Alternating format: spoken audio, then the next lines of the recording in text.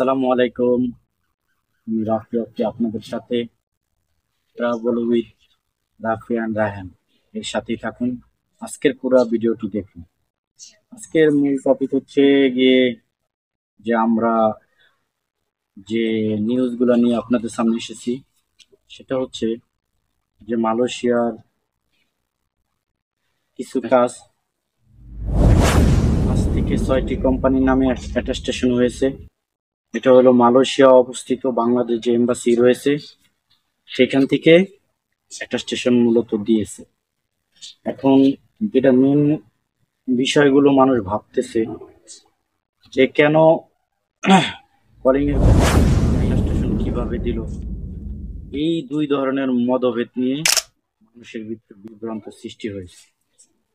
এখন বিষয় হলো অ্যাটাস্টেশন এম্বাসি দেওয়ার ইশতেহার আছে কি। হ্যাঁ, আমি রুলস অনুযায়ী বলবো attestation দেওয়ার মতো অধিকার সম্পন্ন বাংলাদেশ এম্বাসির আছে। কেননা বাংলাদেশ এম্বাসি এমইউ সই হয়েছে, ওটা অনুমোদন হয়েছে, যত আনুষঙ্গিক কাজ আছে সবকিছুই তাদের হাতে আছে। এই ডকুমেন্ট অনুযায়ী যে বিষয়গুলো মানুষ ক্লিয়ার জানতে চায় যে অ্যাটাস্টেশন কি, আমরা জানবো না, অ্যাটাস্টেশন দিয়ে দিল। দেখেন তো গাইস, অ্যাটাস্টেশন এটা প্রকাশে দেওয়ার জিনিস না। যেই যেই কোম্পানির বড় বড় কোম্পানিগুলো আছে তারা মূলত এই অ্যাটাস্টেশন জন্য বাংলাদেশ এম্বাসিতে যোগাযোগ করলে বাংলাদেশের শ্রমিকগুলা শ্রমিকগুলা আসবে, তাদের থাকার জায়গা আছে কিনা, তাদের কাজের পরিবেশ আছে কিনা। অ্যাটাস্টেশন দেওয়ার যে বিষয় নিয়ে কথা বললাম, যে অ্যাটাস্টেশন দেওয়ার অধিকার এবং ইশতেহার আছে কিনা, হ্যাঁ অবশ্যই ইশতেহার আছে, তার জন্যই তারা দিয়েছে। মূলত মালয়েশিয়ার কোম্পানি ওই কোম্পানির সাথে পরিদর্শন করতে যায়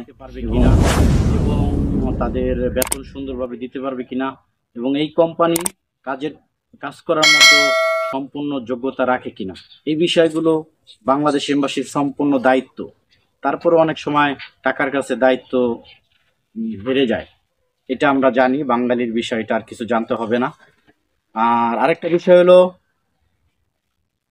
যে কারা কারা পেয়েছে, এইগুলো একান্তভাবে আমাদের কাছে আসছে।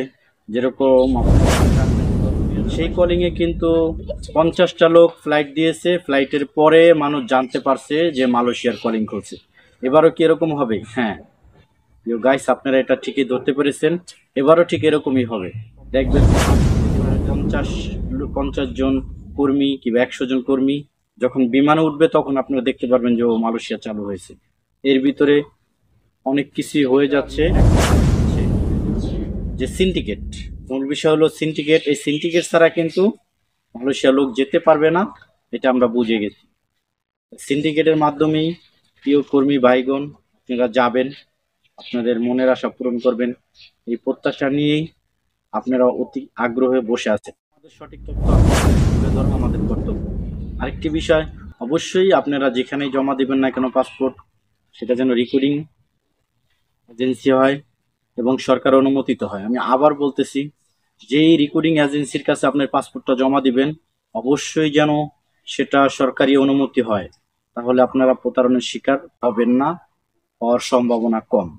এবং লেনদেন করবেন, আর যদি ব্যাংকের মাধ্যমে লেনদেন নাও করেন, যেই প্রতিষ্ঠানে আপনারা আর্থিক লেনদেন করবেন অবশ্যই যেন সেখান থেকে আপনাকে একটা মানি রিসিট দেওয়া হয়। আরেকটা বিষয় ক্লিয়ার করে আমি বলে দিই, হয়েছে এটা সত্য, এবং আগামী 20-25 তারিখের ভিতরে সঠিকভাবে সঠিক নিয়মে মেডিকেল হবে, অপেক্ষায় থাকেন।